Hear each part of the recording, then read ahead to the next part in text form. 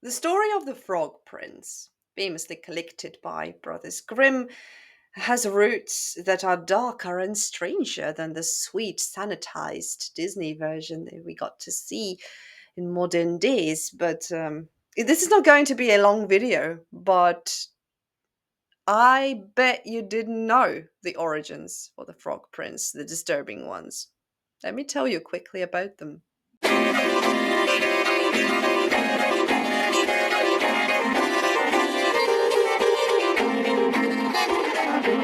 Welcome to Check That Book, a special place on the internet where we get acquainted with arguably the most disturbing pieces of literature and cinematic work. From time to time, yes, we take a look at the uncanny, weird, disturbing. It all started with disturbing books, but I can't change the name for my channel anymore. Check That Book is still Check That Book. Primarily, we will be focusing on books, and today we are going to take a look at a fairy tale, The Frog Prince. In the first Grimm version of 1812, the princess doesn't kiss the frog at all.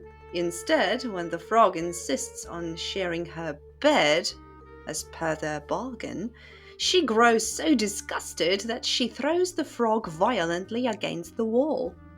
So, actually, it is this violent act that transforms him back into a prince, not the kiss. There was no kiss at all originally, and later, of course, the Grimms themselves softened the fairy tale, changing this detail mainly because this is the most disturbing aspect of the story. So it is more palatable for children. Some folklorists interpret the frog as a symbol of unwanted sexuality or male advances that a girl, in our case the princess, must reluctantly accept.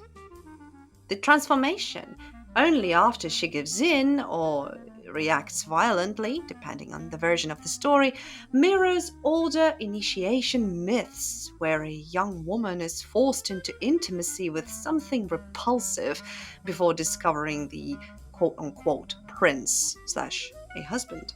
This actually reflects older European anxieties about marriage, sex, and loss of innocence. So it makes sense. Young maidens were frightened, and in many, many cultures, young maidens were forced to get married very early and to men who, how to say it softly now, weren't that appetizing. Yeah, I like the way I said it. In many older versions across Europe and beyond, actually, the beastly husband is not simply kissed, but sometimes decapitated, skinned alive, or burned before he reveals his human form. Gruesome? Yes.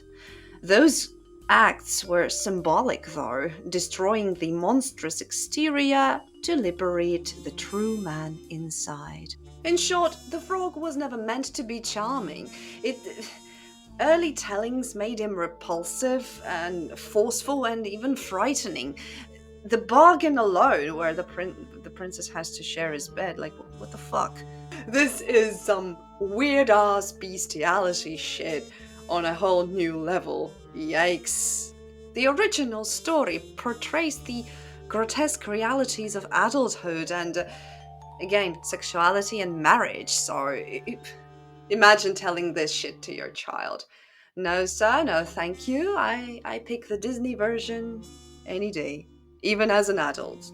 And that would be it for the Frog Prince. I apologize for the short video this time, but I'm preparing something bigger, worry not. And meanwhile, I thank you once again for being around and for watching. If you like unorthodox content, consider giving this video a boost in the form of an erect thumb, and stay tuned for more. Subscribe for more if you haven't already. Cheers, guys. I'll see you all as soon as possible.